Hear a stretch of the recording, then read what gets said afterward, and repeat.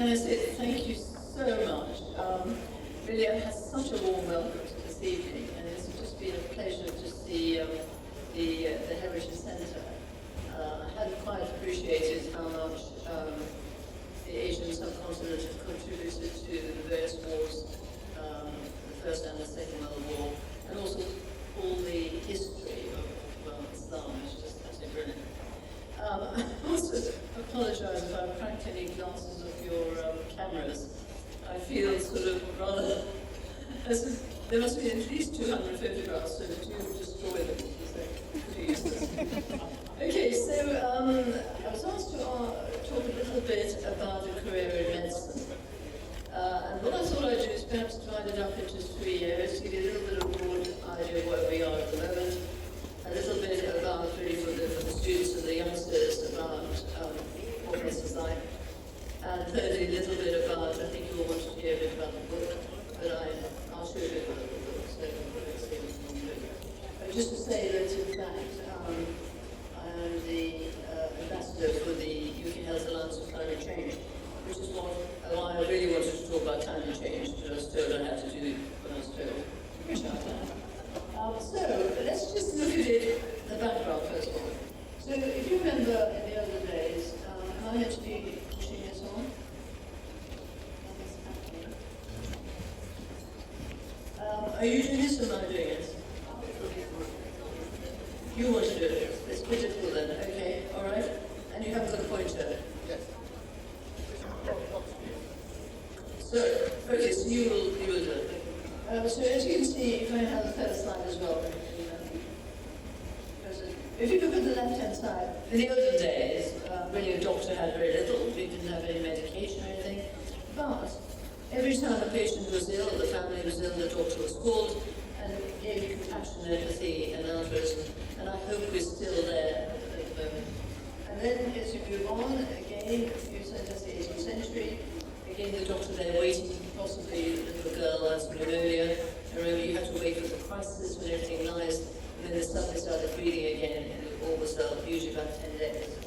But now we're in the area here, thank you, which really shows that our life has changed. Because now there's so much advancement in technology, in artificial intelligence, in robotic medicine, and sometimes I worry that we're looking at the computer more than the patient. And I think this is what's happening in this utilitarian world. We're forgetting the patient, trying to sort of do the best we can for the medic. But we do have some patient involvement. But I think with genomics and artificial intelligence, the life of the new doctor will be totally different from what it's been now. Thank you. Okay. Sarah Chandler, who was president of the Pediatric College, said in 1999 in an editorial, medicine used to be simple, ineffective, and relatively safe. It's now complex, effective, and potentially dangerous. And the corollary of that, of course, is that doctors have a greater capacity to do good, but the capacity to do harm is greater than ever. And that's where we are at this stage. Next slide. But we do live in a changing world, and it's going to be totally different from what you and I, some of the old ones, and I experienced. With the pandemic, everything has changed. We knew it was coming sometime. We weren't ready for it. And of course, we also applaud and thank the Asian doctors and ethnic minority doctors who had to play such a big part in the pandemic. But diseases are also changing. Not only have you got the long COVID from the COVID, the diseases are changing, investigations are changing, and of course treatments are getting enormously more expensive. And then of course, if you look around, particularly with me, the demographics of the population are changing, we're getting older. And as we get older, of course, we spend more money to actually keep people alive because we have multi-morbidity. And of course now with the immigration and the boats and so on, we've got endless diseases coming through. But I think the most important thing, which we just still haven't really got any idea of, is the impact of what climate change is going to do, and air pollution. We've seen the effects of air pollution during the lockdown, where people with asthma and so much would breathe so much better, because the particulate matter fell in the atmosphere. But in fact, what we don't know with the climate change, apart from, if you can imagine, if the country's getting hotter, agriculture will go, there will be starvation, there will be malnutrition, people will migrate again. Water changes, if you have floods and so on, it's very easy for the safe water to mix with polluted water, so you get more waterborne diseases. But in fact, it's going to affect every single system of our body. And then the way we practice medicine's changed. So, for instance, I was a house officer, a junior doctor. We were on all the time. We might have left the hospital once in 6 months. Now, of course, we try to reduce the hours the doctors work and have shift work. And it's very much more of a multidisciplinary care. But of course, as I said earlier, we've got the AI and robotics coming in. Medical education styles are changing. It's very much more problem-based learning or team-based learning, which is another way of teaching medical students. And with the latter, you can teach more medical students with less staff. Although I still feel that the patient-doctor contact should be there. So really, it then really requires what is the role of the future doctor. Because I think nurses are doing quite a lot of what we used to do, and things are changing, and we now work in teams. So we'll see what happens. So what is success?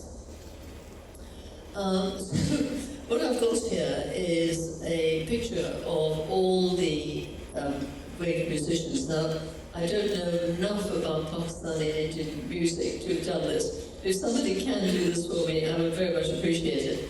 But this was taken from Classic FM. It essentially tells you that the shortest person is Grieg on the left and the tallest is Rachmaninoff on the right. But each of them, however different they were, each of them had succeeded in their own way. They had different tunes, different ways of thinking, and they're all musicians. So success is really what you think success is, not what other people think success is. So success is about leadership, and I think there's no doubt that the doctors, whatever they want to do, or all of us, whatever we want to do, we have to lead. Solving problems is about hard work, commitment. It's about developing a sense of empathy with the problem you've got in front of you. It's about innovation and research, and a lot of research. I'm sure many of us have spent hours doing research in our time. And of course, there's a broad education. You need to know what the people are like that you're going to be leading. But you've got to prepare for this. And if you fail to prepare, you will fail to succeed. And you've got to prepare this for the youngsters. Make sure you look at your curriculum and whichever job you're doing, however old you are, make sure this is appropriate for what you want to do. And you also want to make sure this is the job you want to do. And in fact, the girls, particularly myself, I always say yes, and I'm having to learn to say no. And what I normally do, even at my age, is say, do I really want to do that? And if I do, then I'll go ahead. Get a job description. Keep going. And always make sure you've got the required qualifications. In other words, if you're joining a charity team, which I've joined, I want to make sure that I'll be useful to them, really. Go and visit the same and get some interview practice. And there are different sorts of interviews we now have. We have the sort of the staged interview where you go from one group of examiners to another, which we use in the examinations. Many of us, I think, suffer through MRCP. I myself have examined so many, I've passed the right ones. But it's more of a stage thing and more questions. Thank you.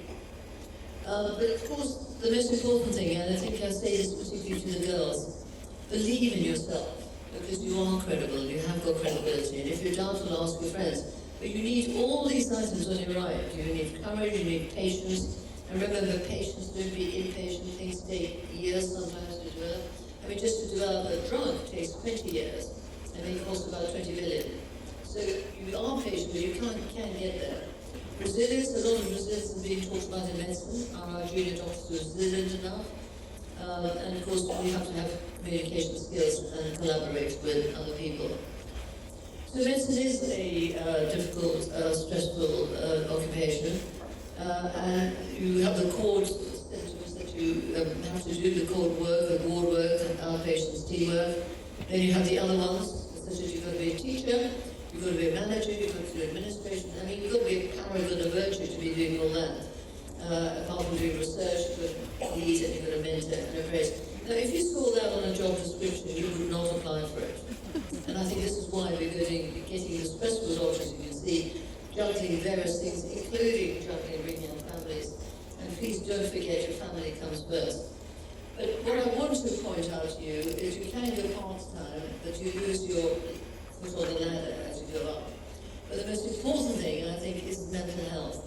And before I became president of the Royal Medical Benevolent Fund, I hadn't appreciated that doctors were living in poverty. Because they were stressed, they took the alcohol and drugs, the family broke down, and they ended up living in an attic room with a toilet down the corridor, trying to survive. Absolutely miserable. And what we have done is this, the doctor's charity brought people back into medicine and retrained them, which is so important because we are short of doctors. So the other thing I was asked to talk about is how I got there. Well, quite honestly, I have absolutely no idea. I worked hard, I did what I did, and then people sort of noticed you and say, well, look, would you do this and would you do that? And this is really, if you keep going, just is my, I suppose it's my CV all in one page. Doesn't look as though I've been doing very much really, all in one page. But on the right hand, on your left hand side, I was president of the BMA, the Medical Women's Federation, the Royal Medical Benevolent Fund, and the Royal Society of Medicine. And I think when you went there, the first thing you want to do if you're going to be a leader, you make sure who you're going to be working with. And I, for example, when I went to the Royal Society of Medicine, I went with the state officer from the top of the building down to the bottom. I went to the kitchen, because I was actually entertaining people. And I went to the education centre, I talked to everybody, I talked to the porters. And if you go into a hospital, remember the first thing you want to do, shout at the porters, go see the pathology department, and then life will be easy, because you can then order your investigations. And then, remember, I did all this at the top of a job, just continuing, which was an NHS job in 3 different hospitals. I had 3 different teams. It was jolly busy, and obviously endoscopies and gastroenterologists and so on. In the centre, I did a lot of educational roles. You start off at the bottom, and you take on more responsibilities as you go. And then you suddenly find you're chairing committees. And then I decided that the gastroenterology was fine, but there wasn't any decent teaching method, so I started the MSc in gastroenterology. Then the College of Physicians, and Adrian, who's going to be following me, is his president of emergency medicine. I went as vice president of the senior centre, where I set up the education department, which was what I was interested in. I also set up the CPD online, and then did the associate director for international education, which again I'm very interested in. I did the 100,000 genome project was amazing. We got 100,000 genes from 100,000 people. But the important thing is that the results were fed back to the NHS and back to the patient. And we made some amazing, we actually helped so many patients about their future, their families in terms of genomics. And really also what they may well get. But that's getting quite good. Then I was made as a commissioner on the Medicines Commission. And then they made me vice president. And I said I would certainly do that, but on the condition I never took on the chairmanship. And of course, what happens 4 years later is if only I would say, Parveen, would you do this? And I said, no, I don't want to do it. And then when somebody says it's your duty to do it, well, you sort of melt and said, okay. So I chaired the Medicines Commission for the UK. So really, essentially, it was the top committee for drugs coming into this country. And it's funny, you don't realise how important it was until after you've given it up. Then you think, my God, did I really do that? I'm sure you must have felt that. But then I was also founding NICE at NICE, where I set up NICE. And that was exciting, empty sheets of paper. How do you do it? How do you get the population involved? And I remember, having edited, I had a red mark on most of the patient, most of the pieces of paper. But it's just exciting, trying to get the concept of cost effectiveness and clinical effectiveness, rather than Medicines Commission, which was safety, quality, and efficacy of medicines that we could give you all. However, when I became chairman of the Medicines Commission, some people felt it was a conflict of interest. I didn't think it was really different, but for the sake of the perception of what it was, I resigned from NICE and carried on in the commission. Then I, at the British Society of Gastroenterologists and the Council of Trustee, I did a lot of charity work, and with a lot of these, and the help of the book, I travelled the world and was able to hopefully, certainly I went to Lahore, and Karachi, and I think went to most of the medical schools there, which was a delight for me. And then, of course, the book kind of took over my life, but took over my research as well. Can you keep going until you get to the end of the slide? So the reason for the book was that I was so bored with it is verbose writing, page after page, no relief, no fun. And they always said that you might consider giving this drug. But if I thought if I considered I get involved, I kill the patient, I'd rather like to have an evidence base saying that this is what you should do, if you could. And really, with we started off, and I think we were told that we changed the face of medical publishing to make medicine easily accessible, it was easy to read, easy to imbibe, and also fun. And one or two you kindly asked me to find a book. And I said, remember, medicine is fun, and it is fun. So we went through these iterations. Each one of these was rewriting a new book, because there's so much new stuff coming on. But we persevered, and as you say, we're now on the 10th. There's also a series of other books that we edited, and I'm particularly proud of this one, which was written by 127 medical students from around the world, medical students. And I edited them and told them what to do, he said, and in fact, what we didn't want to do was take away that fine first rapture that they had about what they could do in medicine, wherever they were doing electives. And they did extremely well. We were thinking about redoing that. Thank you. So this is what I think, what I learned for do's and don'ts, and I think it still applies. I think we've got to lead by example. We've got to work hard, always put the patients first, but always look at the staff under you. If you get them happy the minute you walk in the morning, that feeling of happiness will succeed right the way through. And of course, difficult decisions do be fair about them. And then I always tell students and other colleagues, don't ask anybody what you would do yourself. Do it yourself. Avoid confrontation if you can. Mediate, never shout or yell at them. These are sort of things that we all learn, and we all do anyway. I think I've lost my temper twice in my life, and I regret it.